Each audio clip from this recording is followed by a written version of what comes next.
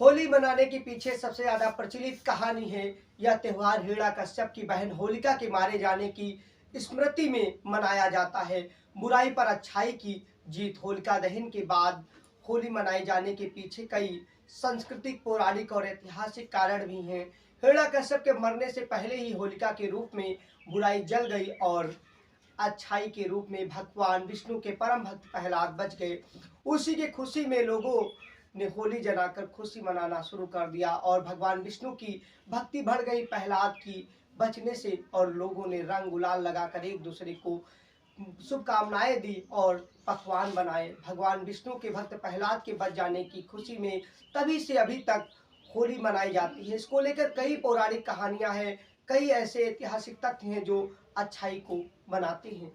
पुराणों के अनुसार प्राचीन समय में हिरण्यकश्यप नाम का एक असुर था जो भगवान विष्णु का कट्टर दुश्मन माना जाता था, लेकिन उसका खुद का पुत्र प्रहलाद भगवान विष्णु का सबसे बड़ा भक्त था। उसकी भक्ति को देखकर हिरण्यकश्यप बहुत कुपित और क्रोधित रहता। वह चाहता था कि प्रहलाद उसकी शक्ति को माने और उसे भगवान माने, भगवान विष्णु की पूजा न करके उसकी पूजा करे, लेकिन प्रहलाद उसकी एक नहीं मानता है। ऐसा न होने और ऐसा करने से, प्रहलाद के मना करने से, तब से हिरण्यकश्यप उसे अनेक प्रकार से मारने की कोशिश करता है और योजना बनाने लगता है, और श्री भगवान विष्णु की कृपा से हर बार भक्त प्रहलाद बच जाता है। तब से हिरण्यकश्यप के क्रोध का अंत न रहा। अनेक प्रयास असफल होने के बाद उसने अपनी सगी बहन होलिका से प्रहलाद को जलाकर मारने की प्रार्थना करने लगा।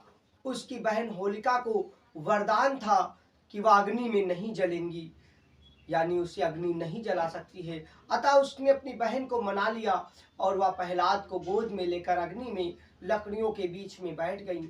अग्नि उसे छू भी ना सकेगी ऐसा उसने सोचा, लेकिन प्रहलाद उस अग्नि में भस्म हो जाएगा ऐसी उनकी धारणा थी, लेकिन हुआ बिल्कुल उलट। बहन ने अपने भाई की आज्ञा मान ली और नित्य समय पर वह प्रहलाद को गोद में लेकर बैठी। उसने अग्नि का आवाहन किया। आश्चर्य की बात थी कि उस अग्नि में न जलने का वरदान प्राप्त होलिका झुलस कर जल कर राख हो गई और भक्त प्रहलाद बिल्कुल बच गए, यानी उनका बाल बाका नहीं हुआ। इस प्रकार हिरण्यकश्यप की बहन होलिका जैसी बुराई खत्म हो गई और अच्छाई की विजय हुई। इस चमत्कार के बाद उसी समय लोगों ने पूरे इलाके में होली मनाना शुरू कर दिया, यानी रंग गुलाल लगाकर बुराई का अंत की शुरुआत कर दी, और इससे भगवान विष्णु की भक्ति घटने के बजाय और बढ़ गई। बुराई जल गई और अच्छाई के रूप में प्रहलाद बचने से उसी दिन से होली जलाने की परंपरा शुरू हो गई, और लोगों ने जल्दबाजी में प्रहलाद को बचाने के लिए लकड़ी तक उखाड़ कर फेंकनी शुरू कर दी, लेकिन प्रहलाद को बचा लिया गया। और उसी के बाद से प्रहलाद को बचाने के लिए घाव वाली खोदने की रिवाज भी मनाई जाती है। ये रिवाज और रंग गुलाल और जीवन के तमाम उत्साह, तमाम पौराणिक कहानियां इस होली से जुड़ी हैं।